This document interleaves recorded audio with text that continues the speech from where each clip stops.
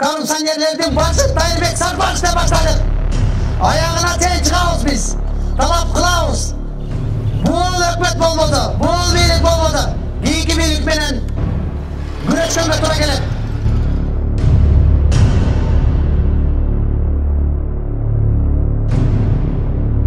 Buna 2005 yılda uşu kurtulup ketken, Akay'ın doğumda kurtulup ketken, Atamay'ın doğumda kurtulup ketken, Tayyip Sarbaş'tı, Canan'ın klanı, bugün yok o da dursa talap kılavuz.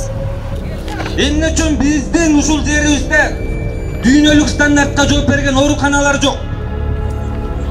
Эмне үчүн биздин балдар жеткиликтүү билим ала албай жатат?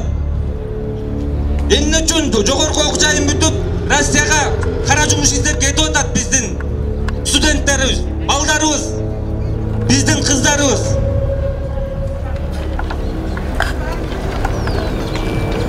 Ушунун баарына өлкөбүздөгү мите курттай соргон коррупционерлер күнөөлүү.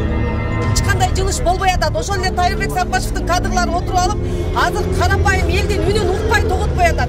2 жылдан бери мына элдер айтып атат, биз жолду жабабыз. Эгер талаптар аткарылбаса жолду жабабыз деп атат. Токтогул району боюнча ушул Tayyip Sarbaşовдун кадрлары иштейт экен. Эмне үчүн 30 жылдан бери ушул Tayyip Sarbaşовдун кадрлары жеп ичип келип, дагы деле тоготпостон ушинтип жеп ичип отурат. Кылган иштери боюнча дагы жок жоголуш керек болчу. Чирип өлүш керек болчу. Мына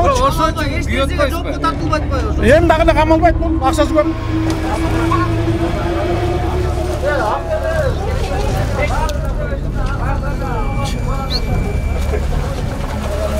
Çoğu жегендерди сатып койсом мени чыгарат экен деп. Кече көрдүңүздөр. Амчөбү Кыдыршаев маалымат жыйынын курганда айтты. Tayyip Sarbaşov жөнүндө. Ал анткен себеби биз менен кызматташты. Ошонун эсебинен биз аны кой бердик деп. Анда урда туруп кызматташа берсе болот экен да. Terörist var eкен da. Bugün ele men çıkamadım. Bir sesinde. Onu orada Japar Sadır Nur'u uçakta geldik sene. Rahmat olmuş caylı aksakalı suşu sürekli dürülüp gitti. Misal için Torken'de Giltegen Uniyor Mektep salıngan, mamleket salgan, anı Sarbaşovlar salgan emes, mamleketin salgan çoğun zdaniyasını ele alıp, je iştebey, je turat jönele kangra öyle turat. Sarbaşovlardan bu jemkorluk, korrupsiyon işlerine 25 yıldan beri karmaş kelem. 96 yıldan beri. Birinci yılı joluş alanganda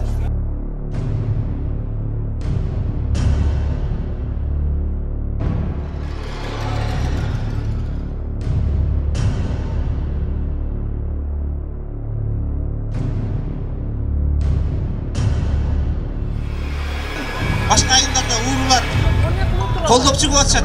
Айылдаштарына бир тыган сөөр. Бизде болсо ушу өзүбүздүн жараныбыз болсо да ушу уурубузга камалсын.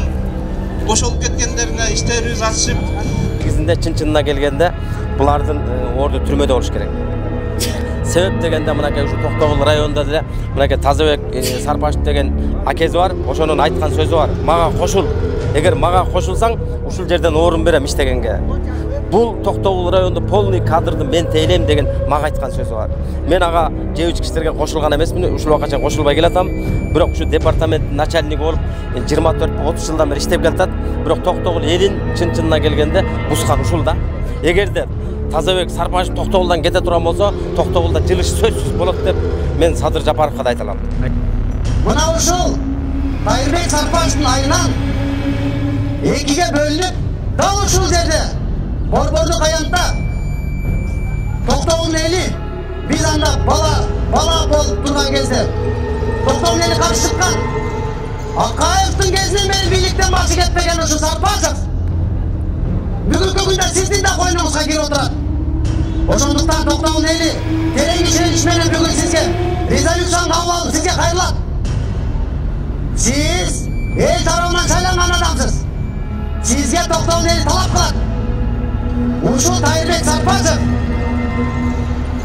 aylanağınızda adamlarga işenmekten, uşuğa, uğurlularga yol vermekten, elge dayanıp Toktogul'un eline işenip buna 2005 yılda uşu kurtulup ketken Акаевдин ордунда кутулуп кеткен, Атамбаевдин ордунда кутулуп кеткен Тайырбек Сарпашты жанагынын кланын бүгүн жокототуңузду талап кылабыз. Саламатсыздарбы, урматтуу Токтогул районунун тургундары, урматтуу жердештер. Мына 30 жылдан бери мамлекетибиз ушул Сизди жаздым, а? коррупциянын айынан, уурулуктун айынан мамлекетибиз бүгүн чөгүп баратат да. Миллиондогон адамдар жумуш издеп чет элде тентип жүрөт. Миллиондогон адамдар.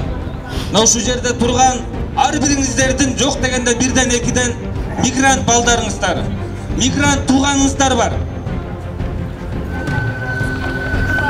Эмне үчүн биздин кен байлыктарга бай, ушундай бир табияттын баалыктарына бай өлкөбүз бүгүн сазга минип отурат. Суубуз бар туруп, суубуз жок жашап атабыз.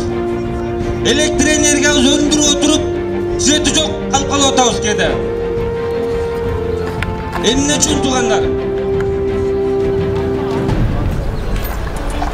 Мамлекеттик башкаруудагы уурулардын айынан, коррупционерлердин айынан бүгүн кыргыз эли ушундай абалда турабыз.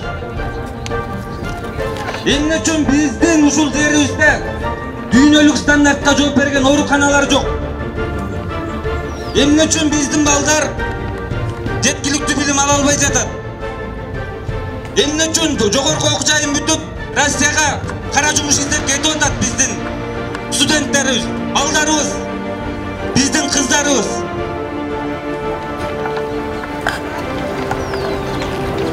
Ушунун баарына өлкөбүздөгү мите курттай соргон коррупционерлер күнөөлүү. Эмне үчүн биздин энелерибиз татыктуу пенсия ала албай жатат? Эмне үчүн биздин мугалимдерибиз татыктуу айлык ала албай жатат?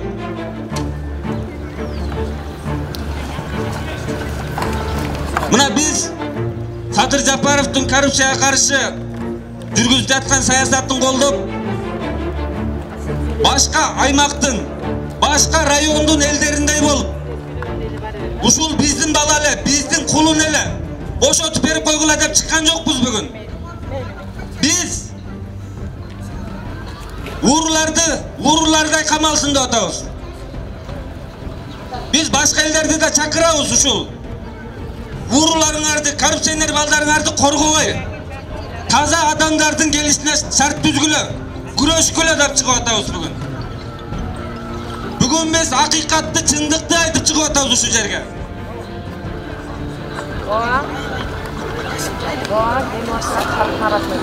Эмне үчүн биз ушундай абалдабыз туугандар?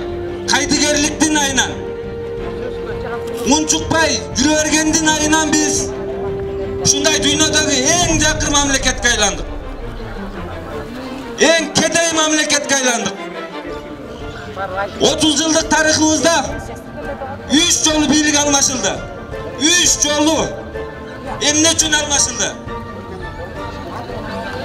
Мамлекеттеги коррупциянын айынан, туура эмес саясаттын айынан, акыйкатсыздыктын айынан эл бийлик алмаштырды.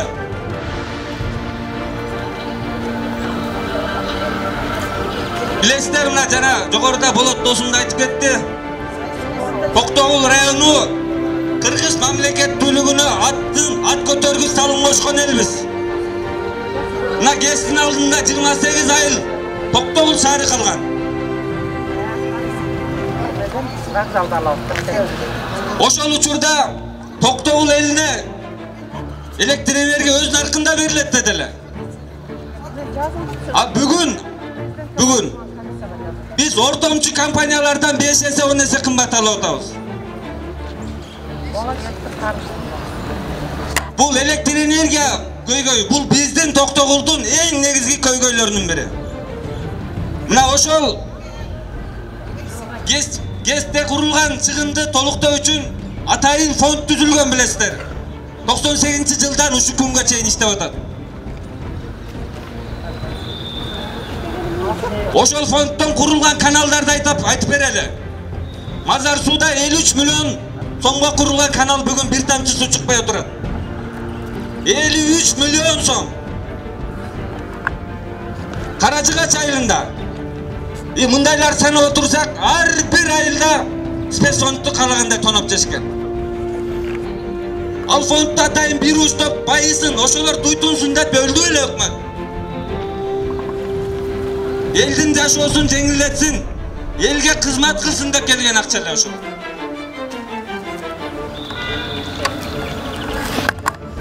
Bunun баарына өздөн чыккан жат жаман дегенде өзүбүздүн эле уру агаларыбыз, акелерибиз жасап жатат ошону.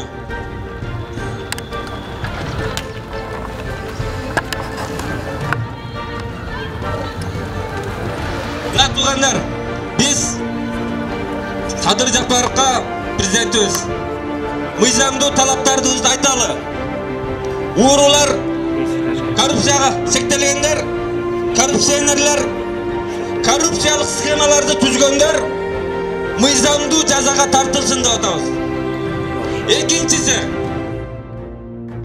спецфонд 98-жылдан бери жарандык активисттер менен, элдик комиссия менен, мамлекеттик кызматтын адамдары менен чогуу кайрадан текшерилсин.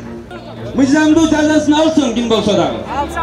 Ал элеген кызматына карабай, кимдин туугандыгына карабай, мыйзам алдында бардыгы бирдей болсун. Мыйзам алдына жооп бер. Тоон уурдагандар, кеңди урдагандар кайраңдап жүрүш керек дагы, тоог урдагандар камалыш керекпи? Ушул акыйкаттуулук. Бул эмес туугандар. Кыргызстанды акыйкаттык гана сактап калат. Элди акыйкаттык, чындык гана сактап калат. Мына ушул жаштардын демилгесин колдоп келип берген апаларга, аталарга, агаларга баарыңыздарга ыраазычылык.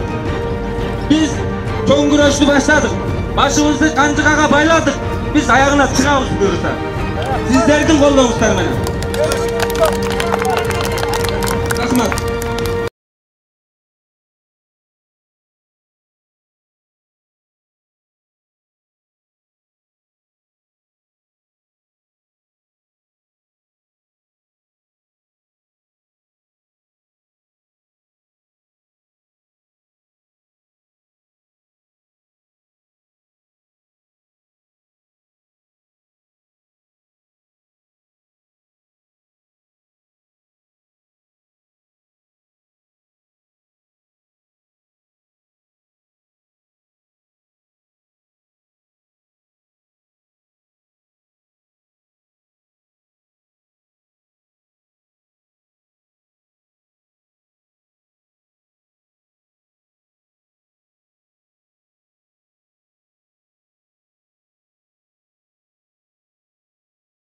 Ошолордун сөзүн сүйлөгөн, ошолордун үстүнөн аттай уталган адамдар болуп атат.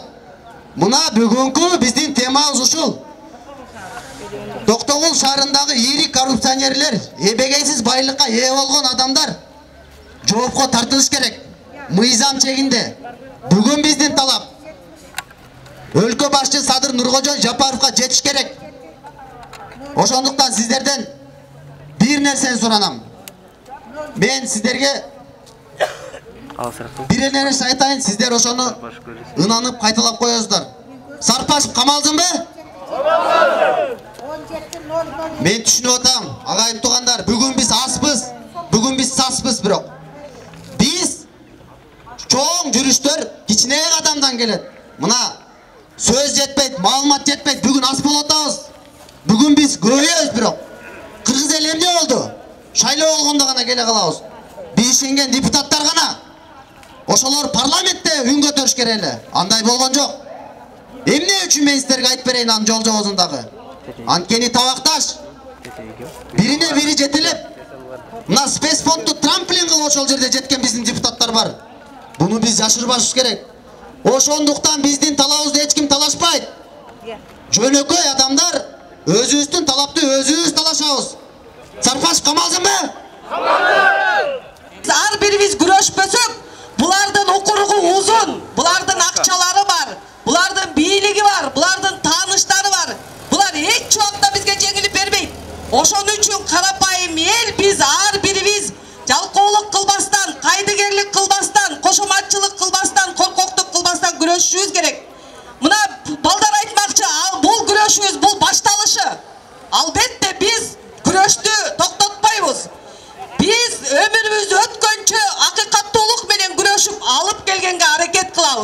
Ошондуктан урматтуу азыр ушул жердеги түз эфирден пайдаланып айтып кетким келет.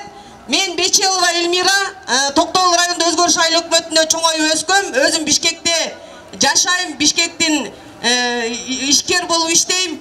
Бирок Садыр Нуркожоевич, Курманкул Зулушев, Камчыбек Ташиевич, биз Токтогул эли мынабу Сарпашевка окшогон биздин дагы депутаттарыбыз бар.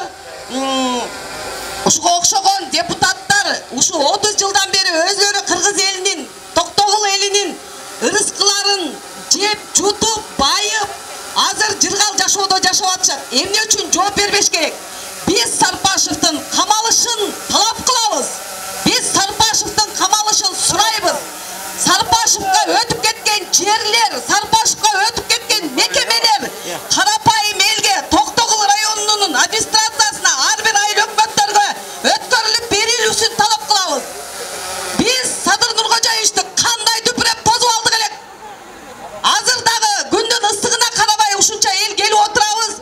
Мындан кийинки жүрүшүбүздө мындан да көп келебиз. Ошондуктан азыркы бийлик элдин талабын унутуп калбай, ушуларды мыйзам чегинде акыйкаттуулук менен, мыйзамдуулук менен чечип бербесеңиздер, биз дагы мындай мыйзамдуу жүрүштөрдү жасай беребиз.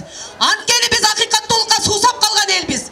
Мен сиздерден суранам, сиздердин бийлигиңиздерди колдоп келгем. Анткени ушул кыргыз мамлекети, эли, жери акыйкат өнүккөн өлкөдө жашасын деген мен карапайым болсо дагы, аял киши болсом дагы тилегим, муңзарым ошол. Ошондуктан сиздерден суранам, менин муңзарымды угуп коюңуздар.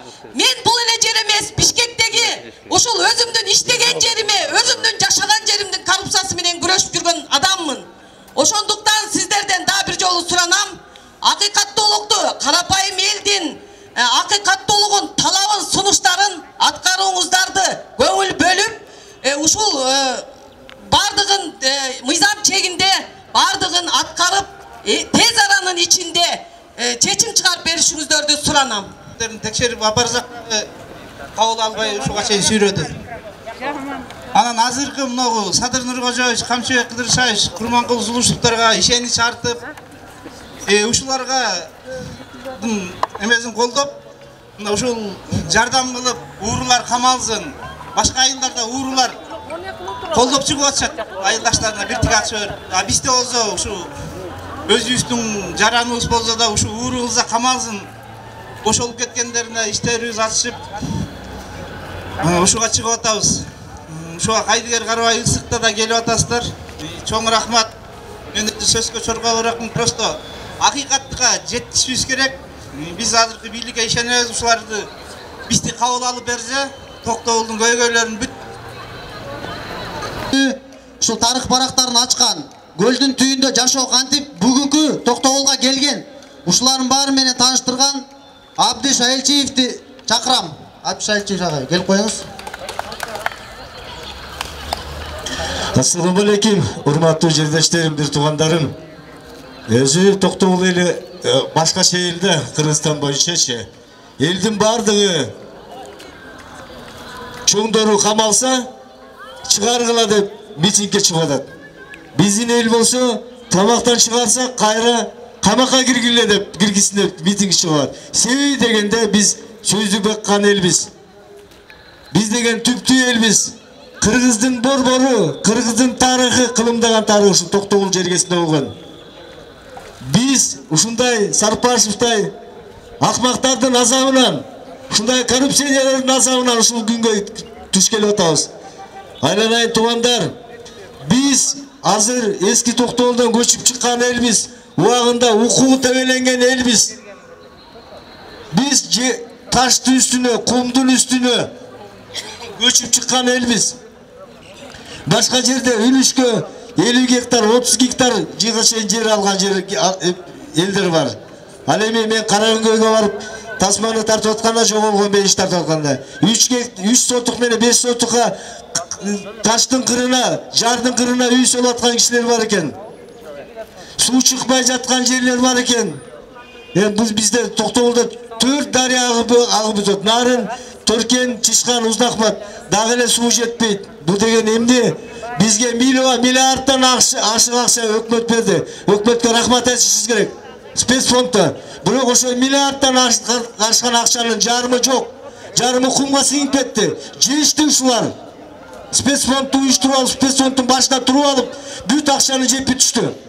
Ушул 1 миллиардтан ашкан акчага канча канал чыгып, канча суу чыгып, канча мектеп бүтүп, канча садик бүтмөк.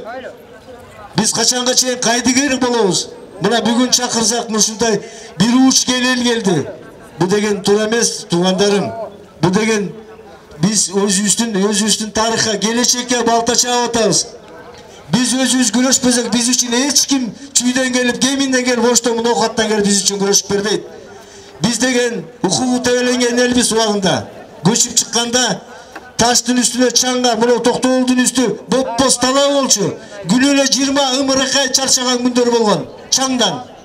Uşul mürzelerden çıkan Muruku, Halera başka uğurlardan çıkan çanglar meni 20 ımırıkay. Alem eski Toktoğul kusa olup sağınıp Аксакалдар 2 ай 3 ай жашабай каза болгон. Урматтуу туугандар, биз жанагы бизге берип жаткан электр энергия жана 150 киловатт биздин укчу сордуруп атат, чупа-чупус сордуруп атат бизди. Биз деген өз наркыны менен албасак дагы 50 тыйын 70 тыйын менен ала турган элбиз. Биз ошону маселени туура коюшубуз керек.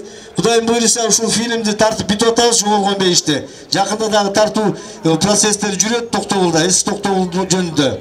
Жакында ошондо бул жерде сүрөт көргөзмөсү болот. Фильмди көрсөтөбүз.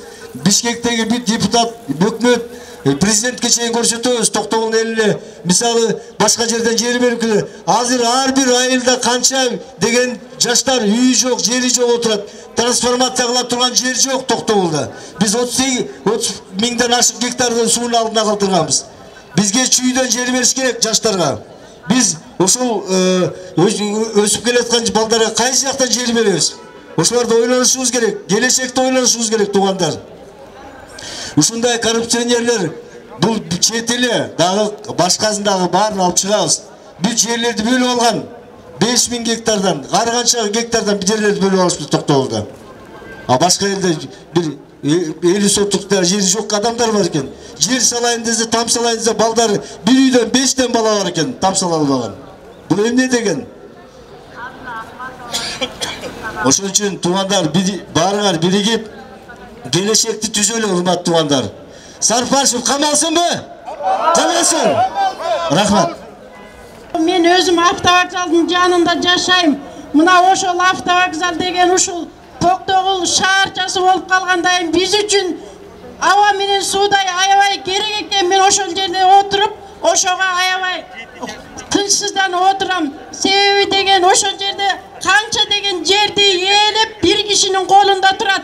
Ал акмак кишилер болсо бул Сарпашевдин түпкү нускасынан алып ошого бери отурса дагы танып бул өзүмө энчиме өтүп кеткен деп бала чакабызды да жолотпойт. Керек болсо аяк өмүр кана болуп калды. Кандай Сарпашевдин аты ала кушту атынан айталы дейт. Сарпашевдин кландык системасына биз каршыбыз. Бул жерде Токтогул району Сарпашевдардын үй бүлөсүнүн багы орусча айтканда подсобный хозяйствосы болуп калганбыз. Эми ошонду токтотолу. Сарпашевдин орду түрмөдө. Сарпашев жеген акчаларын, элдин акчасын жеген, ошол акчаларын могул элге коюп берсин. Биздин максат ошол. Биз бул жерде жогоруда айтылгандай, мына көлдүн астында кандай сонун азыр мынакей бир чарчы жер кандай бааланып атат, канча деген жерибиз биздин азыр суунун астында калган.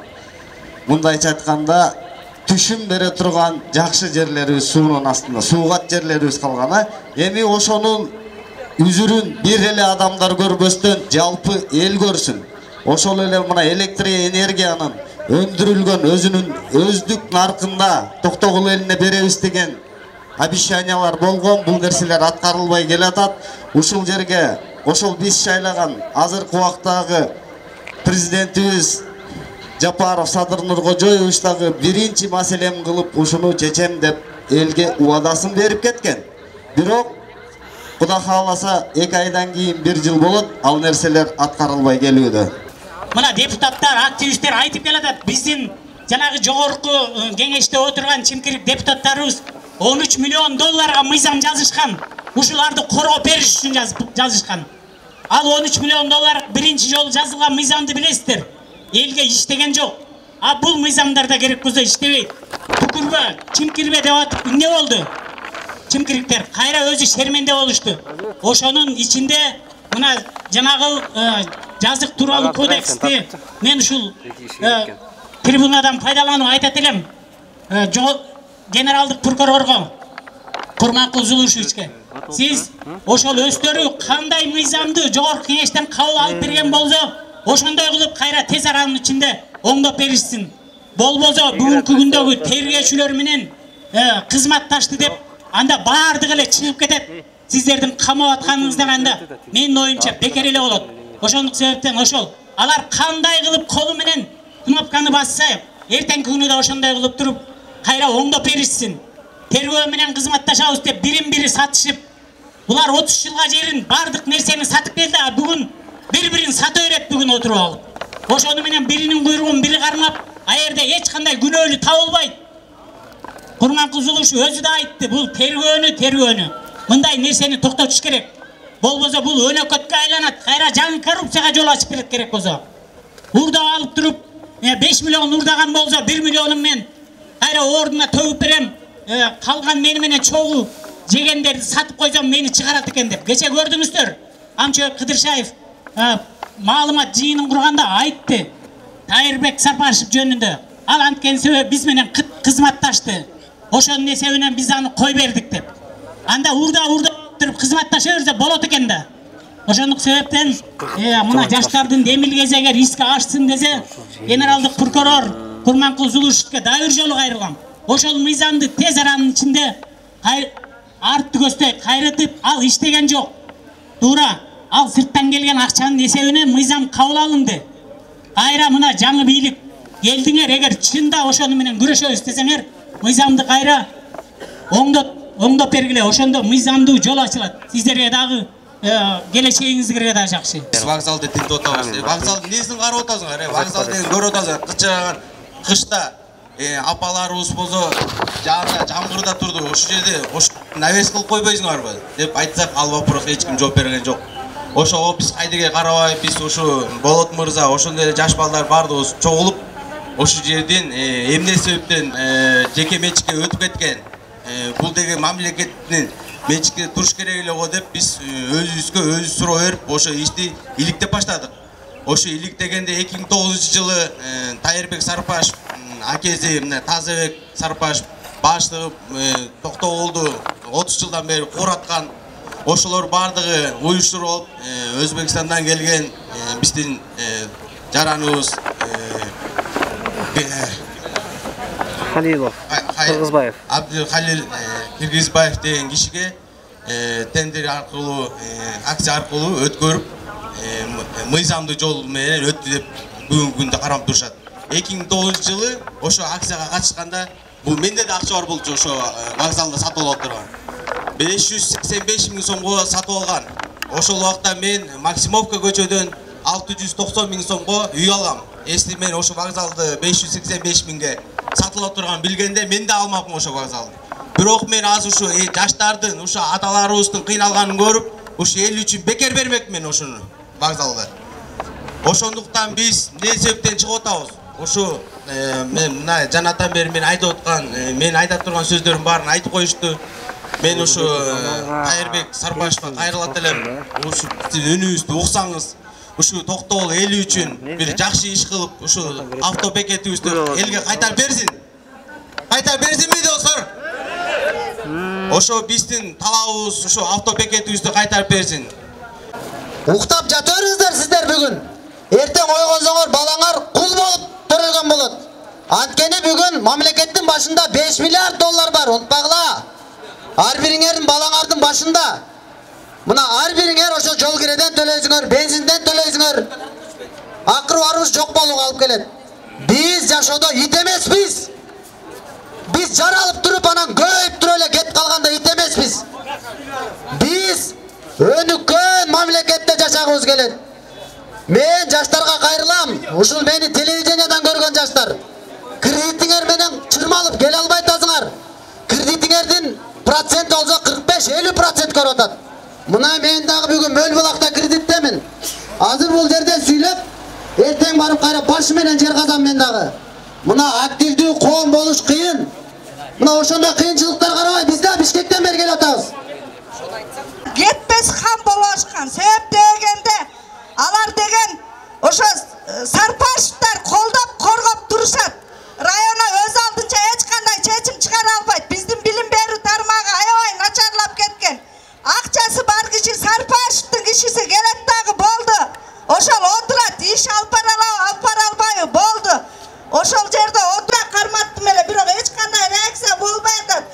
Урматтуу Садыр Нуркожоевич, ошол алган Токтогулга келгенде, жолугушууга келгенде алган эмени арызды бир сыйра эстеп карап койсоңуз жакшы болот эле. Май айына келгенге эме берди, убада бердиңиз эле, бирок колуңуз бошобой атабы же убадаңызды унутуп калдыңызбы, биз түшүнө албай атабыз. Келбей атасыз. Күтүп атабыз Токтогул району. 92 жаштан кемпирдин моундай чалынын китебинин үстүнөн өлгөн эле бирөөгө жеринин жарымын жазып коюшкан 2004-жылы схема алып каттоодо ГОСИС иргиштирген кылганы бул иш. Ушундай мыйзамсыз иштерди вообще Токтогул районунда бүттүгү районунан акимден баштап госрегистр жер адистерине чейин табакташ прокуратура Токтогул районунун эч кандай иш козгобой жаап жашырып 3 жылдан бери. Ушу кемпирдин көз жашы көл болуп көрбөй да калды. Урматтуу Садыр Нуркожоевич, мен сизге бир нече көп жолу кайрылдым. Урматтуу генеральный прокурор Зулушев Курманкул, мен сизге да кайрылып атам. Торкен айылынан келдим. Сарпашевдин жердеши болом. Сарпашевди биз убагында аябай дегенде чоң үмүт менен шайлаганбыз. Эл үчүн иштеп берет, билимдүү деп шайлаганбыз. Ал болсо барып алып туруп эле өзүнө ушундай орун кылыптыр. Мына 30 жыл ошол ордунда майкандап жашады. Биз эми чыдамыбыз кетти. Мисалы үчүн Торкенде килтейген универмектеп салынган, мамлекет салган, аны Сарпашевтар салган эмес. Мамлекеттин салган чоң зданиясын ээлеп алып, же иштебейт, же турат, жөн эле каңгырап эле турат. Ошону бир канча жолу ушу жаштар алабыз деп ала албай коюшту. Эми биз дагы мына мен ушу жерге бир жүн аттыргыч алып келип коюп берели деди эле жаштар. Ошо эке келиндерди чогултуп алып, из жасай турган бир цех куруп иштейли дедик эле. Айылда өзүңүздөр билесиздер, иш жок. Жаштар бүт ачка, пособияны карашат, кайненелеринин пенсиясын карашат. Азыркы кемпирлер эмес, жаш келиндер өздөрү орукчал, кемпир чалдардын пенсиясы артпайт. Ушу менен кыйынчылык турмушта жашап атабыз. Сарпаштардын могу жемкорлук, коррупция иштерине 25 жылдан бери кармашып келем. 96-жылдан бери. Биринчи жылы жолу шайланганда билген эмеспиз. Ошондо 4-5 жылда bunun kандай iş kılıp atkаны байкалды да. Мен ошондон бери каршымын. Сарпаштын ишин. Көрсө бул жеткен ач көз жегич экен. Буга окшогон жегичтер биздин Кыргызстанда жүздөп, миңдеп саналып калды. Урматтуу кыргыз элим, урматтуу токтогулдуктар, урматтуу мамлекет башчы Садыр Нуркожоевич, сизге мына сөзүмдүн башында биз тынчтык митингди 10 июль саат 11-ге уюштурганбыз. Мына биздин талап мыйзам чегинде резолюция кабыл алууда болгон. Резолюцияны кабыл алып жатып, мамлекет башчы Садыр Нуркожоевич Жапаровтан биз буну сураганбыз. Биринчи, Сарпаш Тайырбек Дүйшекеевич, Жогорку Кеңештин депутаты, Кыргыз Республикасынын өкмөтүнүн вице-премьер-министри болгон. Жогорку кызматтарда иштеп жатканда өзүнүн жеке киришүүсүндө бир тууган агасы Сарпаш Тазабек Дүйшекеевич менен биргеликте мыйзамсыз менчиктештирген Токтогул шаарындагы коммуналдык чарбаны, шаардык автовокзалын, саркынды суулар аккан жайды, Торкен айылында чарба, соц объектилерди мамлекеттин эсебине өткөрүп берүү жана кылмыш схемасын ишке ашырган адамдарды жоопко тартуу. Экинчи, Торкен айылындагы көп жылдардан бери иштебей, суу чыкпай жаткан насостук станцияны мыйзамсыз жергиликтүү эл райондук суу чарба адистери менен кеңешпей курганы боюнча Сарпаш Тайырбек Дүйшекеевичти, Сарпашев Тазабек Дүйшекеевичти ошол кездеги атайын фонддун төрагасы жоопко тартуу. Үчүнчү, биздин резолюциябызда жазылган Токтогул районунун фондусун, спец фондусун өкүлдөрүн, укук коргоо органдарын жана жарандык коомдордун, активисттердин катышуусунда 1 миллиардтан ашык жумшалган акча каражатын ревизиялоо жана фонддун акча каражатын тоногон жетекчилерди жоопко тартуу. Урматтуу кыргыз элим, урматтуу токтогулдар, мен сөзүмдүн аягында бир нерсени айткым келет сиздерге. Тарых кайталанат. Тарых кайталанат. Мына 100 жыл мурун Бешкаман деген болгон. Мына азыр биздин Керимбай болуштун бир туугандары. Бүгүн ошол Бешкаман Сарпаштардын үй бүлөсү болду десем жаңылышпайм. Ошол Бешкаман биздин Токтогул атабызды кыйнап келген болсо, Сарпаштардын үй бүлөсү бул Апазбек, бул Тазабек, Памир, Эмир, Тайыр. Мына дал ошондой Бешкаман бүгүн Токтогул элин кыйнап жатат. Илгерки Бешкаман Токтогул атабызды кыйнаган болсо, Токтогул өрөнүн майкаңдаган болсо, мына 100 жылдан кийин кайталанып отурат. 2005 жылы улуу урматтуу Садыр Нуркожоев Жапаров мына ушул Тайырбек Сарпаштын айынан 2-ге бөлүнүп, дал ушул жерде Борбордук аянтта Токтогулдун эли биз анда бала болуп турган кезде Токтогулдун эли каршы чыккан. Акаевдин кезинен бери бийликтен башы кетпеген ушу Сарпашев бүгүнкү күндө сиздин да койнуңузга кирип отурат. Ошондуктан Токтогулдун эли терең ишенич менен бүгүн сизге резолюцияны кабыл алып сизге кайрылат. Сиз эл тарабынан шайланган адамсыз. Сизге Токтогулдун эли талап кылат. Ушул Тайырбек Сарпашев айланаңызда адамдарга ишенбестен, ушуга ууруларга жол бербестен, элге таянып, Токтогулдун элине ишенип, мына 2005 жылда ушу кутулуп кеткен, Акаевдин доорунда кутулуп кеткен, Атамбаевдин доорунда кутулуп кеткен Тайырбек Сарпашты жана анын кланын бүгүн жоопко тартууңузду талап кылабыз.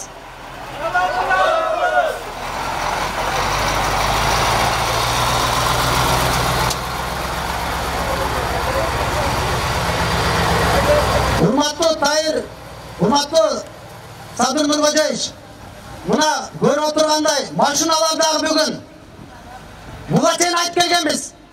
Карусал схемалар түзгөн. Эң чоң кландык башкарууну түптөгөн, кадыр саясатын бузган. Ошо эле бүгүн мэрлерди, госрегисттин жетекчиси, администрациянын жетекчиси, аким бардыгы башы келген. Мына жерде калсам мындай митингтерге жолто болгон ушундай машиналарды айдатат. Анткени бүгүн дагы Тайырбек Сарпаштын түзгөн кландык башкаруусу кулай элек. Буга далил мына бул жерде административ жетекчиси өзү тастыктап берет. Департаменттин жетекчиси Тазабек Сарпашев. Тазабек Сарпашев 24 жылдан бери эле отурат. Бул жердеги мекеме Тазабек Сарпаштын эле алган жери эмес. Тазабек Сарпашев кетсинби? Мына Садыр Нуркожоев Жапаров бүгүн бул митинг тынчтык митинги башталышы. Биз мындан кийин күндөн күнгө күчөйбүз. Кыргызды баскан сайын түтөйт. Кыргызды жапкан сайын көбөйөт. Мына ушул кыргыз эли сизди да бийликке алып келген. Ошондуктан мындай ийри коррупционерлерге жол бербей. Биз акча булагын бөлөкчөктөн көбөйтөбүз. Ийри коррупционерлер жоопко тартылсын. Коррупционерлер жок. Тазабек Сарпаш жоопко тартылсынбы? Биздин мамлекет ушундай уурулардан арылмайча эч качан коом өзгөрбөйт. Мына ушундай ийри коррупционерлер жоопко тартылсын. тартылганда гана биздин коомго мисал болот. Мына бул Сарпашев Кытайда болгондо атылып кетмек. Мына бул күлүп жүрөт, азыр машинасын ары бери айданып атат. Садыр Нуркожой Жапаров, сиз элиңизди эч качан тепселендиге калтырбайсыз. Биз ишенебиз. Ошондуктан бул Тайырбек Сарпашев жана анын үй бүлөсү Тазабек Сарпашев 5 командын бардыгы майкамдап бүгүн байыган болсо, бул элдин акчасы. Булар мыйзамсыз баюуга кеттелет. Мына ошого кылмыш кылган кылыктуу иштери токтоолдун бул мурчунда буга сизге жумурай журт свидетель күбө катары болот. Ошон үчүн биз талап кылабыз сизден. Тайырбек Сарпашев үй камагына эмес, бул өмүр бою камакта калыш керек. Камакта калыш керекпи? Рахмат, биз ушу менен жыйынтыктайбыз. Мамлекеттик мекемелердин бардыгын тыкыр иликтеп, жарандык коомдун катышуусу менен өзүңүз келбесеңиз дагы жарандык коомду кабыл алат деп биз терең ишенебиз. Жана ушул акциябызды бүгүн биз аяктайбыз. Эгерде биздин үнүбүз жетпеген болсо, биз көбөйөбүз. Бирок биз сизге бүгүн жардам иретинде сиздин колуңузга кол, бутуңузга бут, өзүңүз айткансыз. Мына биз ошол милдетибизди аткарып атабыз. Эки милдетти биз сизден күтөбүз, Садыр Нуркожой Жапаров. Биз бир гана сизге ишенебиз. Анткени тактыны биз сизди гана алып келгенбиз. Биз бөлөктү эч кимди шайлаган эмеспиз. Мына жумура журт 16-декабрда ушул жерде сизге келип, тикебизден тик туруп, кыштын суугунда да келгенбиз. Сиз биздин 4 сурообузга жооп бергенсиз. Ошондо айткансыз келебиз деп. Биз сиздин келишиңизди кабыл алып күтөбүз. Өзүңүздүн элиңизди сыйласаңыз, өзүңүздүн элиңизге бор урсаңыз, өзүңүздүн элиңиз менен бир болсоңуз, элдин кулу болсоңуз, Токтогул элинин кулу болсоңуз, сиз келесиз. Келеби туугандар?